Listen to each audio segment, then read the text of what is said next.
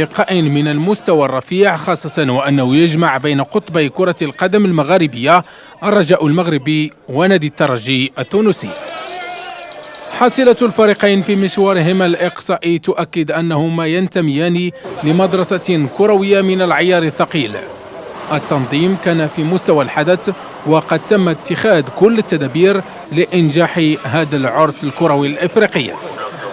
نادي الترجي التونسي بمجموعته القوية والتي تعتبر منتخبا مصغرا، حيث يشكل 8 من عناصره العمود الفقري للمنتخب التونسي. ونادي الرجاء الرياضي البيضاوي الذي يعتمد بدوره على خدمات عناصر شابة تشكل أعمدة المنتخب الأولمبي المغربي. حفل كروي إذن احتضنه ملعب الأبجيكو بالدار البيضاء، والمناسبة لقاء ذهاب نهاية كأس عصبة الأبطال الإفريقية.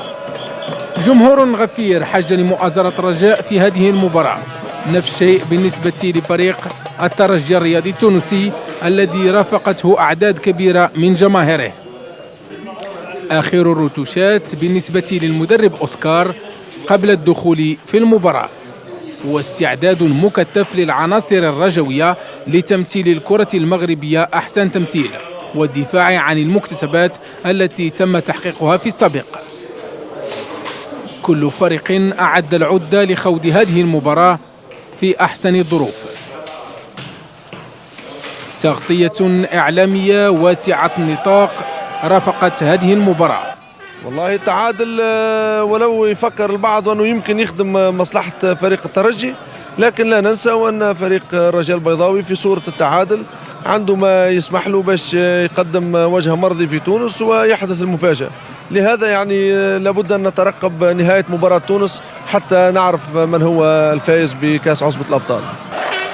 الرجاء غاب عنها في هذا اللقاء الثلاثي طلال القرقري، محمد خباش، وحفيظ عبد الصدق، فيما دخل فريق نادي الترجي التونسي بكامل عناصره الرسمية، وقد حضر للمغرب لتفادي الهزيمة واللعب من أجل تحقيق نتيجة إيجابية. ترأس هذه المباراة الكولونيل دو ديفيزيون حسني بن سليمان، رئيس اللجنة المؤقتة للجامعة الملكية المغربية لكرة القدم.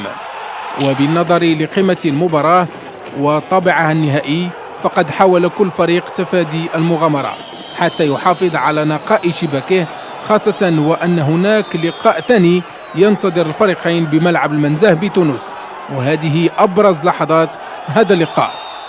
هنا محاولة لفائدة فريق الرجاء البيضاوي، هددت بقوة مرمى الحارس التونسي شكري الوعر. رد فعل التونسيين كان أقوى من خلال تسديدة قوية تصدى لها الحارس الشادلي.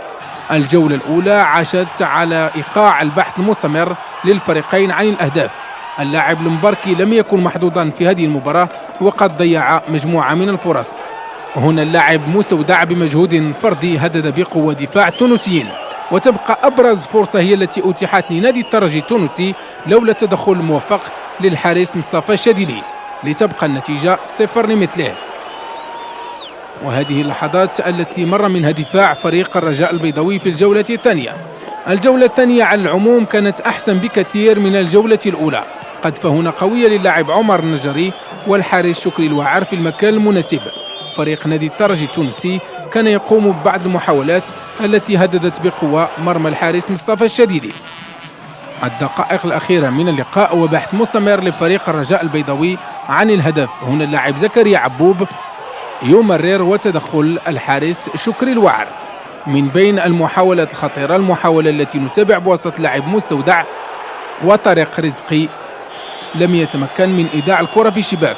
حكم لقاء سيحرم فريق الرجاء البيضاوي من ضربة جزاء واضحة بعد إسقاط اللاعب مستودع في مربع العمليات.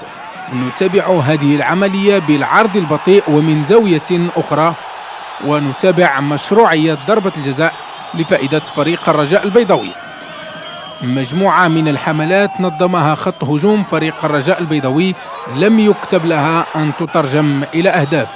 اللاعب مستودع أبرز عنصر في صفوف فريق الرجاء البيضاوي، يمرر للاعب جريندو الذي لم يتمكن من تسجيل الهدف. اللقاء ينتهي بنتيجة تعادل 0 لمثله. فريق الرجاء البيضاوي ينتظره لقاء قوي بملعب المنزه بتونس، ربما يحقق الأهم هناك.